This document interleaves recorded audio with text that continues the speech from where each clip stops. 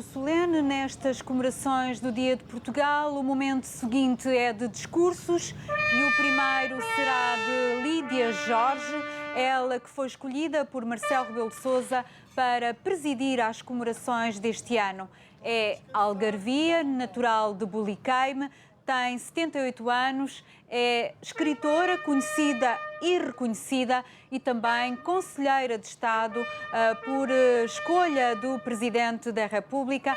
Será o primeiro discurso desta cerimónia de Lídia Jorge, que tem mais de 30 obras publicadas e traduzidas em mais de 20 línguas. É também uma algarvia que discursa nas comemorações que têm lugar em Lagos. Lídia Jorge, que deu ontem à noite uma entrevista à RTP, dizendo que falta uma utopia na conjuntura atual, uma conjuntura repleta de desafios, Obrigada, Sr. Presidente, mas também de esperança.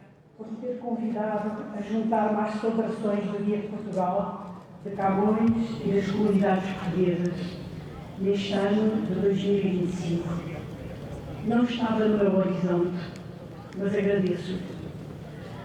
Os países escolhem datas de referência para celebrarem a sua história, contemplando memórias de batalhas, ações de independência, encontros civilizacionais, momentos importantes em torno dos quais concitam a unidade dos cidadãos e promovem o orgulho patriótico.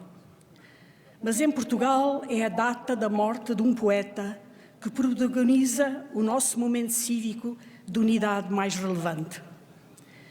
Muito se tem discorrido sobre o significado desta nossa singularidade e muitas vezes é difícil explicar que não se trata de um sinal de melancolia, mas sim do seu oposto. A assunção de que um poeta do século XVI nos legou uma obra tão vigorosa que acabou por ser adotada no seu conjunto como exemplo da vitalidade de um povo.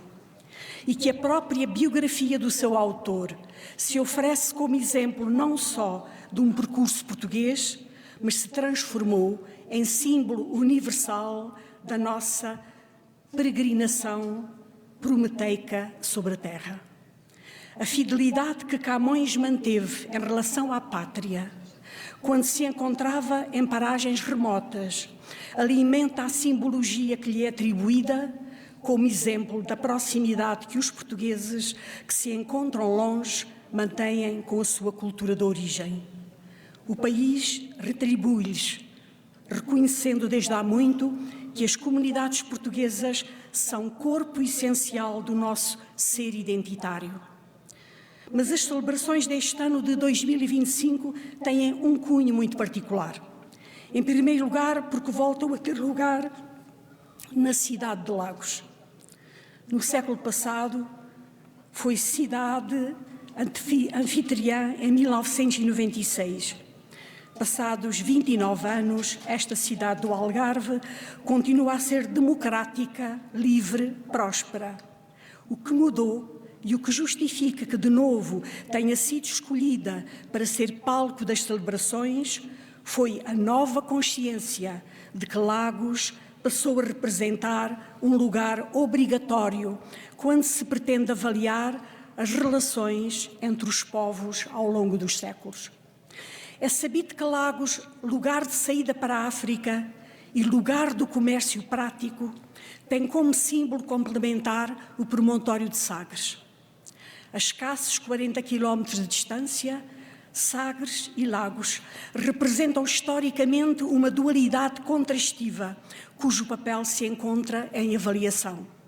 A comunicação digital, que se afirmou a partir dos anos 90, permite agora uma divulgação ampla dos estudos que os arqueólogos, antropólogos e historiadores estão a realizar neste espaço geográfico designado por Terras do Infante. Era a altura de atribuir a Lagos, de novo, o estatuto de cidade merecedora de acolher estas celebrações e de fazer refletir a sua importância como polo aglutinador de interesse cultural. Mas há outro motivo para que este ano a celebração deste dia seja particular. Desde há 2 anos que estamos a evocar o nascimento de Camões, ocorrido há 500 anos. Presume-se que entre 1524 e 1525. Calcula-se que assim tenha sido, mas vale a pena refletir sobre o facto, pois tal como não sabemos como decorreu a sua infância nem a sua formação, também desconhecemos o local e o dia em que o poeta nasceu. Para sermos justos sobre a sua vida inicial, apenas podemos dizer o que um certo maestro célebre disse de Beethoven: um dia Camões nasceu e nunca mais morreu. Nunca mais morreu. Provam-no a forma como, passados 5 séculos, tem sido revisitada ao longo destes 2 últimos anos. As escolas, a academia, o mundo da edição, os vários campos das artes e das ciências humanísticas em Portugal têm dado rosto a toda uma espécie de comemoração espontânea e informal em torno do nosso poeta maior. Novos autores têm surgido, atualizando a exegese sobre os seus poemas e o conhecimento acumulado em torno da vida de Camões. O jovem ensaísta Carlos Maria Bobone pôs recentemente em relevo o papel decisivo que Camões desempenhou ao fixar uma língua nova à altura de um pensamento novo que resultaria definitivamente na língua portuguesa moderna que hoje usamos. Demonstrou como a língua portuguesa, manobrada no seu esplendor, resultou como uma dádiva que devemos ao grande cantor do oceano, como lhe chamou Baltasar Estasso. Por sua vez, a biógrafa Isabel Rio Novo, numa visita recente, profusamente documentada que faz à vida de Camões, no final, não deixa de se comover com os testemunhos sobre os últimos dias do poeta, demonstrando que as histórias que correm sobre certos passos da sua vida, afinal, não são lendas, são verdades. O receio de sermos românticos não nos deveria afastar da realidade testemunhada. E assim, a mim, não me pareceria errado que os adolescentes portugueses conhecessem o comentário que Frei José Índico redigiu na margem de um exemplar dos Lusíadas, presumivelmente oferecido pelo próprio autor na hora de partir. Escreveu o frade: "Eu lo vi morir em um hospital em Lisboa, sem ter uma sábana com que cobrisse, depois de haver navegado 5.500 léguas per mar." Assim foi, sem um lençol. Terá sido um amigo quem lhe enviaria a sábana, já depois de morto. Não me parece que daí se devam retirar conceitos patrióticos ou antipatrióticos. Conceitos sobre a vida humana e seu mistério, isso talvez. Entretanto, por contraste, sobre a obra que deixou, milhares de páginas de novo têm sido escritas, confirmando a dimensão invulgar do poeta que foi. Hélder Macedo, um dos seus leitores mais subtis, disse recentemente numa entrevista que se Camões tivesse continuado a viver, ninguém mais em Portugal teria sido capaz de escrever um verso. Essa hipérbole é linda. Assim como é reconfortante saber que os professores deste país continuam a ler às crianças epigramas, redondilhas e vilancetes de Camões, como se fossem filmes modernos, feitos de palavras, o que mostra que os portugueses continuam vivamente enamorados do seu poeta maior. Mas se o patrono destas celebrações é o poeta do virtuosismo verbal e do amor conceptual, o amor maneirista, o poeta do questionamento filosófico e teológico, como é em Sob os Rios que Vão, e o poeta dos longos versos enfáticos sobre o heroísmo dos viajantes do mar, ao regressarmos a todos esses versos escritos há quase 500 anos, encontramos coincidências que nos ajudam a compreender os tempos duros que atravessamos, têm em conformidade com os tempos em que o próprio viveu. Camões, tal como nós, conheceu uma época de transição, assistiu ao fim de um ciclo e, sobre a consciência dessa mudança, no conjunto das 1102 oitavas que compõem os Lusíadas, 22 delas contêm avisos explícitos sobre a crise que se vivia então. Aliás, hoje é ponto assente que o poema épico encerra um paradoxo enquanto género.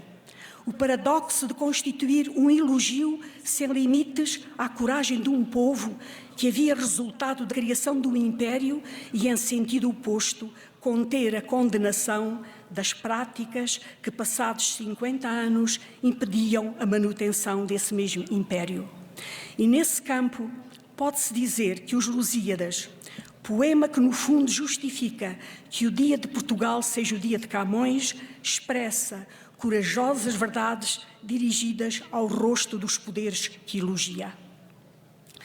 É bom lembrar que entre os séculos XVI e XVII, 3 dos maiores escritores europeus de sempre coincidiram no tempo apenas durante 16 anos e, no entanto, os 3 desenvolveram obras notáveis de resposta ao momento de viragem de que eram testemunhas. Foram eles Shakespeare, Cervantes e Camões. De modo diferente, mas em convergência, procederam à anatomia dos dilemas humanos e, entre eles, os mecanismos universais do poder, corpus que continua válido e intacto até aos nossos dias, sobre o poder grandioso, o poder cruel, o poder tirânico, o poder temeroso e o poder laxista. No caso de Camões, de que se queixa ele quando interrompe o poema das maravilhas da história para lembrar a mesquinha realidade que envenenava o presente de então, queixava-se da degradação moral.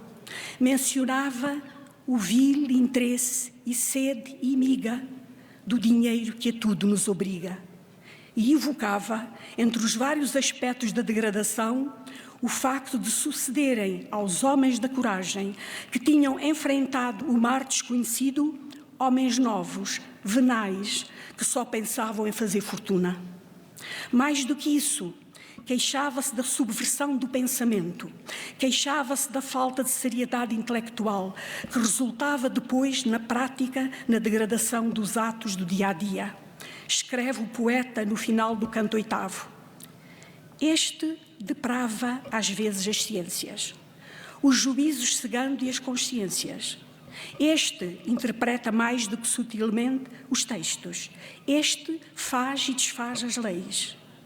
Este causa os perjúrios entre a gente e 1000 vezes tiranos tornam reis.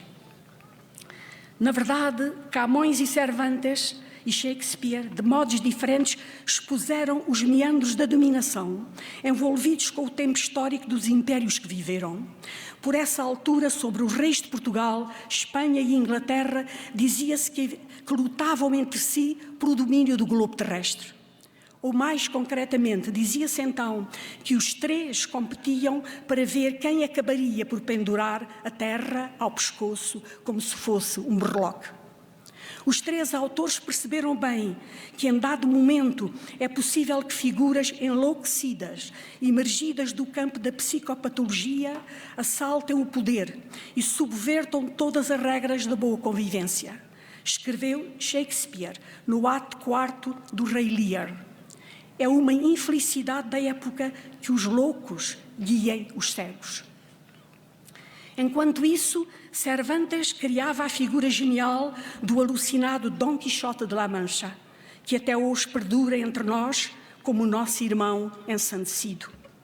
Por seu lado, Camões, no corpo dos Lusíadas, não falou da loucura, mas a vida haveria de lhe demonstrar que as páginas escritas por si mesmo, haviam sido proféticas em resultado dela, da loucura. O desastre de Alcácer Quibir, ocorrido em 1578, estava assinalado numa das últimas estrofes do canto 10º.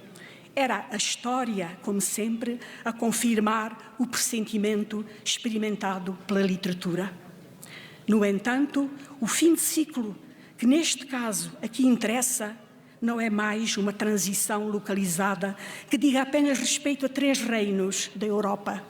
Nos dias que correm, trata-se do surgimento de um novo tempo que está a acontecer à escala global. Porque nós agora somos outros. Deslocamo-nos à velocidade dos meteoros e estamos cercados de fios invisíveis que nos ligam pelo espaço. Mas há alguma coisa desse outro fim de século que se seguiu ao tempo da renascença malograda, relaciona-se com os dias que estamos a viver. O poder de mente, aliado ao triunfalismo tecnológico, faz que a cada dia, a cada manhã, ao irmos ao encontro das notícias da noite, sintamos como a Terra redonda é disputada por vários pescoços em competição, como se mais uma vez se tratasse de um berloque. E os cidadãos são apenas público que assiste a espetáculos em ecrãs de bolso. Por alguma razão, os cidadãos hoje regrediram à subtil designação de seguidores e os seus ídolos são fantasmas. É contra isso e por isso que vale a pena que Portugal e as comunidades portuguesas usem o nome de um poeta por patrono. Por isso mesmo também vale a pena regressar a Lagos. Sobre estes areais aconteceram momentos decisivos para o mundo. No início da Idade Moderna, Lagos e Sagres representaram tanto para Portugal e para a Europa que à sua volta se constituíram mitos que perduram. O promontório e a silhueta do infante austero que sonhou com o achamento de ilhas e outros descobrimentos como parte de uma guerra santa antiga e tudo realizou a poder de persistência férrea e sagacidade empresarial, transformou-se numa figura de referência como criador de futuros. À sua figura anda associado um sonho que se realizou e depois se entornou pela terra inteira, e a lenda coloca-o a meditar em Sagres.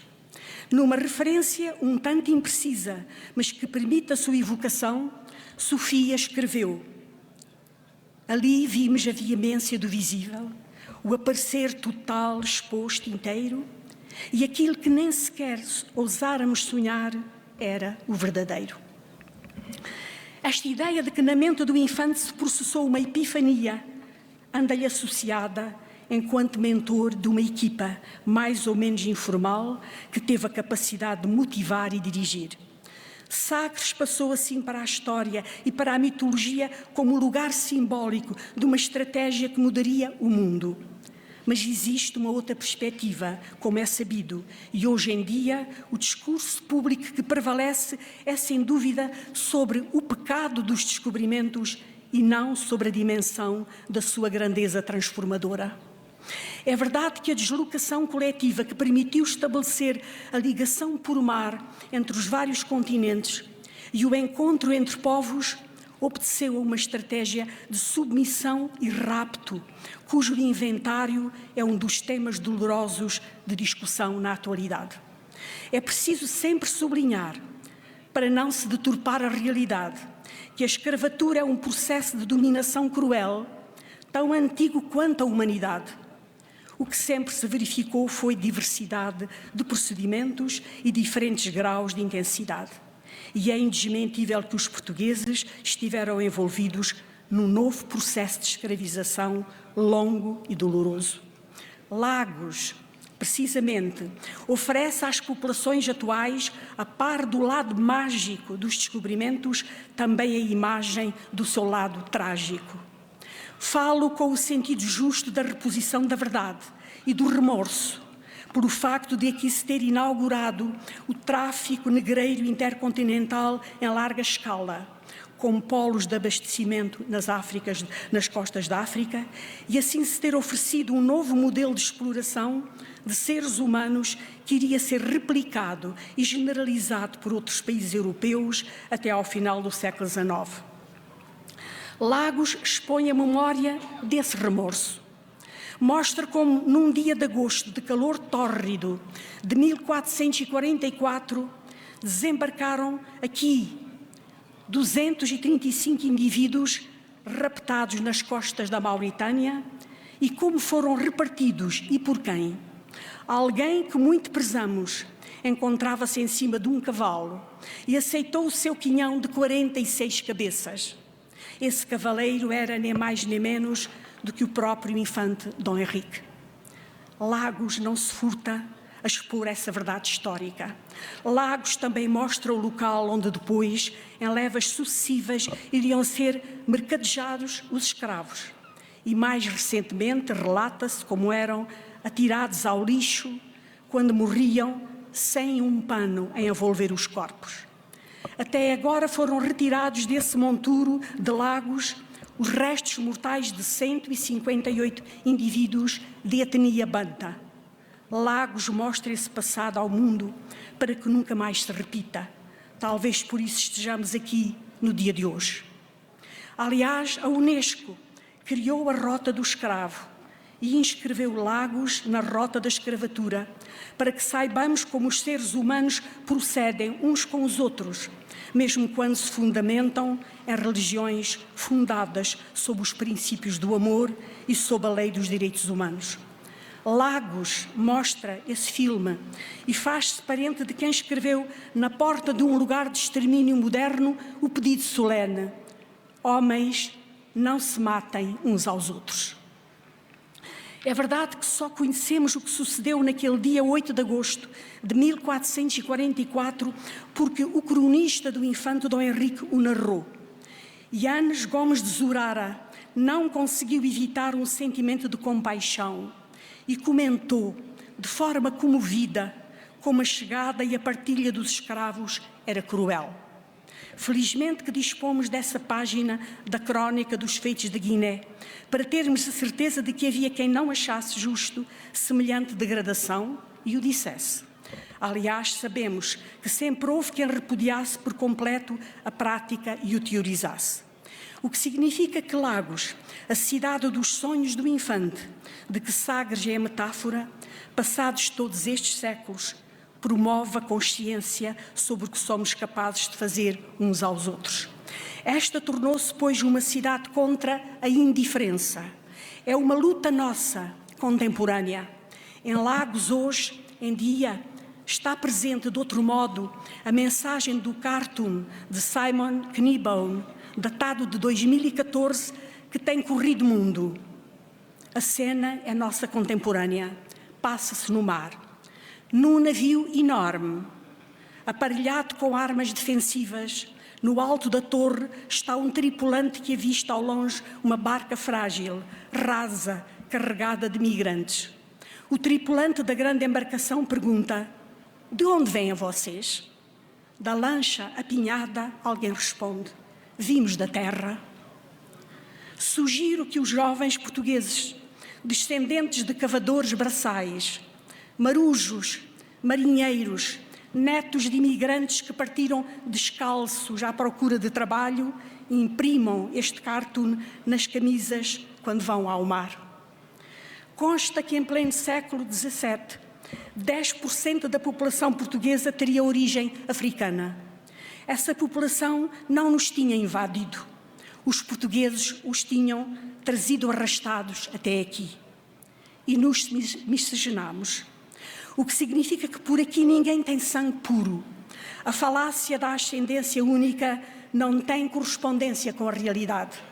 Cada um de nós é uma soma. Tem sangue do nativo e do migrante, do europeu e do africano, do branco e do negro e de todas as outras cores humanas. Somos descendentes do escravo e do senhor que o escravizou. Filhos do pirata e do que foi roubado. Mistura daquele que punia até à morte e do misericordioso que lhe limpava as feridas. A consciência dessa aventura antropológica talvez mitigue a fúria revisionista que nos assalta pelos extremos, nos dias de hoje, um pouco por toda a parte, agora que percebemos que estamos no fim de um ciclo e que um outro se está a desenhar e a incógnita existencial sobre o futuro próximo, ainda desconhecido, nos interpela a cada manhã que acordamos sem sabermos como irá ser o dia seguinte.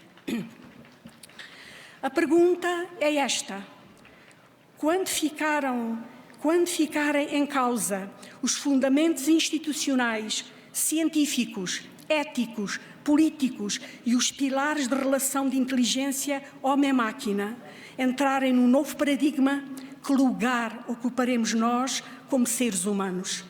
O que passará a ser um humano? Comecei por dizer que Camões nasceu e nunca mais morreu. Regressa à sua obra para procurar entender que conceito tinha o poeta sobre o que era um ser humano. Sobre si mesmo, toda a sua obra o revela como vítima da perseguição de todas as potestades conjugadas. A sua obra lírica é uma resposta a esse abandono essencial. Em conformidade com essa mesma ideia, ao terminar o canto primeiro dos Lusíadas, Camões define o ser humano como um ente perseguido pelos elementos, onde pode acolher-se um fraco humano, onde terá segura a curta vida, que não se arme e se indigne no céu sereno contra um bicho da terra tão pequeno. Nestes versos se reconhece o conceito renascentista, o da grande solidão do ser humano e a sua luta estoica centrada na confiança em si mesmo.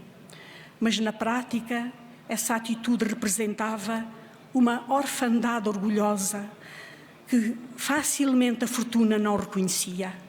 Curiosamente, no final da vida, o corpo nu de Camões só teve um lençol, o oferecido, a separá-lo da terra. Igual à sorte do seu corpo, essa sorte não difere daquela que mereceram os corpos dos escravos aqui em Lagos. Mas, entretanto, o século XIX, o direito à proteção beneficiada pelo Estado começou a emergir. Criaram-se documentos essenciais tendo em vista o respeito pelos cidadãos. Depois das duas guerras mundiais do século XX, foi redigida e aprovada a Carta dos Direitos Humanos e durante algumas décadas foi tentado implantá-los como código de referência um pouco por todo o mundo, só que ultimamente regride-se a cada dia que passa. O conceito de representatividade respeitável da figura do chefe de Estado, oriundo do povo grego, princípio que sustentou a trama purificadora das tragédias clássicas, a que se juntou depois o princípio da exemplaridade, colhida dos Evangelhos, essa conduta que fazia com que o rei devesse ser o mais digno entre os dignos, está a ser subvertida. A cultura digital subverteu a regra da exemplaridade. O escolhido passou a ser o menos exemplar, o menos preparado, o menos moderado, o que mais ofende. Um chefe de Estado de uma grande potência, durante um comício, pôde dizer: adoro-vos, adoro os pouco instruídos. E os pouco instruídos aplaudiram. Pergunto, pois, qual é o conceito hoje em dia de ser humano? Como proteger esse valor que até há pouco funcionava e não funciona mais? Hoje, dia de Portugal, de Camões e das comunidades, não será legítimo perguntar sem querer ofender quem quer que seja. Perguntar como manteremos a noção de ser humano respeitável, livre, digno, merecedor de ter acesso à verdade dos factos e à expressão da sua liberdade de consciência. Nós, portugueses, não somos ricos. Somos pobres e injustos. Mas ainda assim, derrubámos uma longuíssima ditadura e terminámos com a opressão que mantínhamos sobre diversos povos. E com eles estabelecemos novas alianças e criámos uma comunidade de países de língua portuguesa. E fomos capazes de instaurar uma democracia e aderir a uma união de países livres e prósperos que desejam a paz. Assim sendo, por certo que ainda não temos as respostas, mas perante as incógnitas que nos assaltam, sabemos que temos a força. Leio Camões, aquele que nunca mais morreu e comovo-me com o seu destino, porque se alguma coisa tenho em comum com ele, que foi gênio, e eu não sou, é a certeza de que partilho da sua ideia, de que um ser humano é um ser de resistência e de combate, É só preciso determinar a causa certa. Muito obrigada.